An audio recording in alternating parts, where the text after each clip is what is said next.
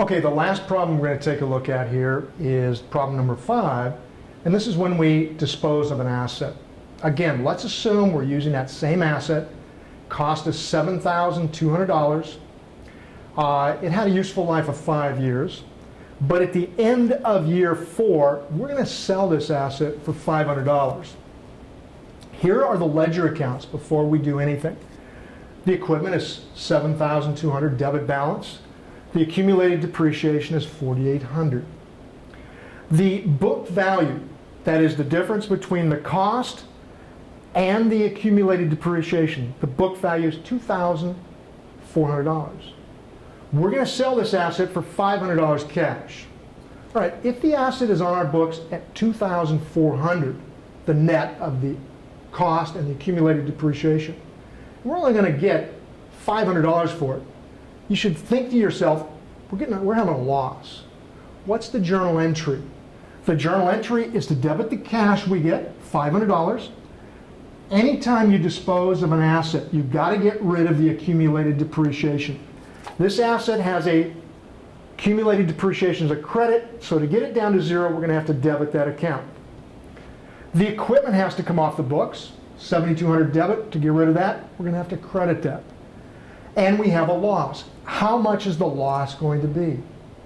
If we get $500 and its book value is $2,400, difference is $1,900. That's our loss.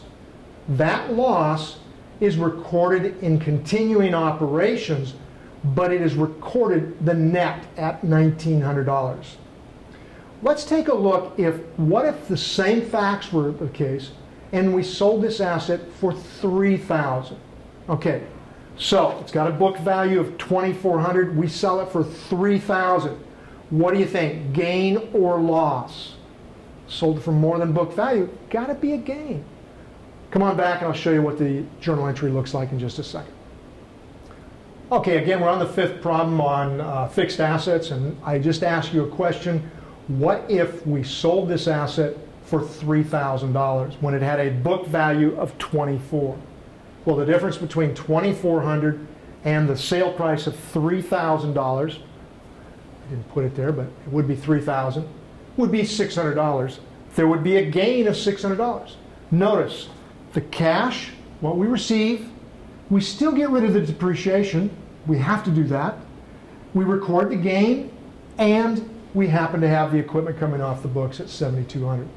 Again, that gain is going to be recorded at the net of $600 in operations.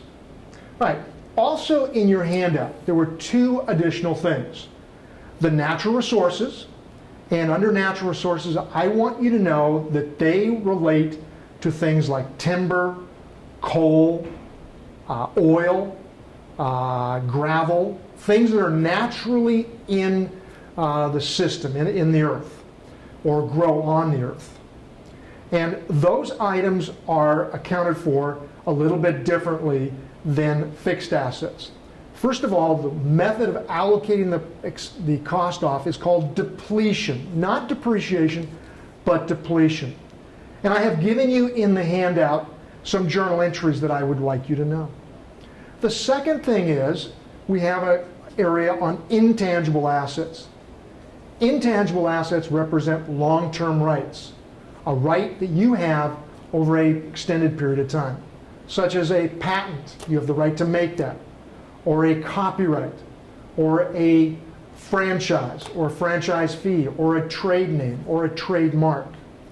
And the cost that you allocate off is allocated off through something called amortization. So, fixed assets, you depreciate. Natural resources, you deplete. Intangible assets, you amortize. Well, that's chapter 10, and that is the end of this course, Accounting 201.